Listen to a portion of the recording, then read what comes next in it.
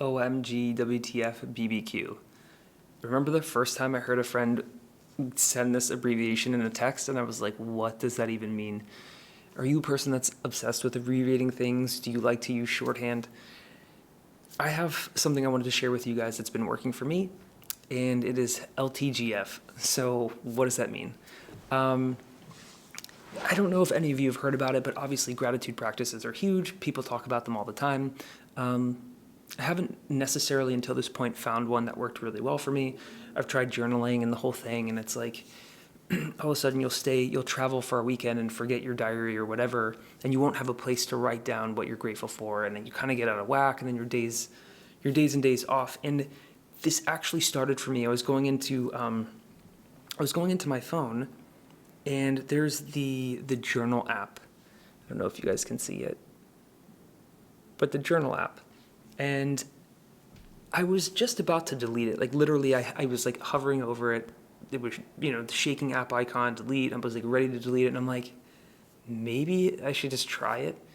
And so I started going through this practice of writing in it. And I just started doing initially, it was GF, grateful for. Like, what am I grateful for, right? And I would list out, a handful of things. And I would go through, and every day I would have like, my list of things. And so then I'm a huge fan of efficiency. I really like to make things efficient. But before I go into that part of it, why is gratitude even important? I'm jumping the gun a little bit. I'm assuming most people have heard about a gratitude practice, why it's good. There's so many benefits of it. Tony Robbins talks about if you are going through this process of being grateful for something, you can also be hate-filled and angry and whatever. I don't know if you can physically do both at the same time. And so it turns this switch on in your brain. And I know from Sean Akers' research in the book, The Happiness Advantage, they talked about having participants that they had studied do a gratefulness practice, like 5 or 10 things I think they wrote down every day, and they were literally higher performing at work. They were literally higher performing, I believe, as athletes even they studied. Don't quote me on that one. I'm not sure. We used his work in positive psychology to figure out how we could create higher performing workplaces, and so I remember it was tied to that. But it also has all these new things that people are talking about. So as I reference my notes here, some of them are sleep, more joy, better mental health, improved relationships, reduces overeating. That one seems crazy to me, but I can believe it. Reduces anxiety and depression. So it can be a cure-all. Now, I don't think, for me, these things haven't happened all overnight, but I know it certainly helped me be more grateful for relationships. It's like really powerful. Like when I'm frustrated with someone, if I go through all the things I'm grateful for, it's so counterintuitive, right? Like someone's annoying you and you go through, maybe it's a close family member or your partner or whatever, and you go through all the things that you're grateful for that person, it like instantly takes away my frustration, and I start being like, wow, in a world without that person, like it would be so much harder. So really cool practice. And as I was saying before, talking about some of the benefits of gratitude practices, I'm a huge fan of efficiency. I don't like wasting time on things. Anyone will tell you I've had plenty of arguments in my life and lost friends over how to load the dishwasher, so don't be that person. Learn from my mistakes. But I do like doing things efficiently. I don't like wasting time on stuff, and this gratitude practice can't take a lot of time out of my day. And at the same time, when I was going through this, I'm like, I want to do this gratitude thing. I'm going to try it in this journal app. It seemed to be working.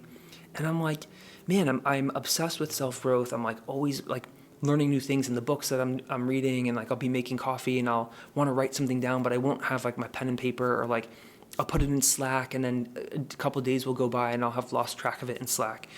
I was emailing them for a while, which was super cumbersome. I would like lose my train of thought. And so what I started doing was creating this practice of LTGF, which is, what did I learn today? What am I grateful for? And so LT stands for learn today.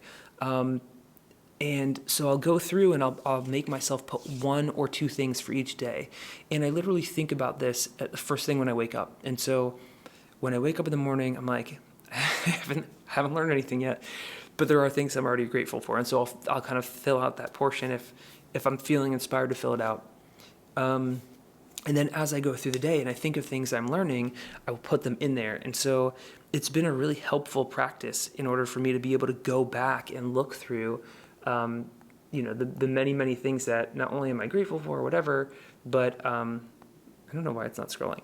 There it goes. But the things that I've learned those days. And so it's been really helpful for me to track them for making these videos and to reference them, to go back. It's like a singular place where I can go back and remember, oh yeah, I learned that thing on that day. And also just the process of writing it down, typing it in, makes it really, like, I'm reinforcing that by typing it in, right? Like I'm thinking about it again. I have to put it into words. It's a different part of my brain just to type it in.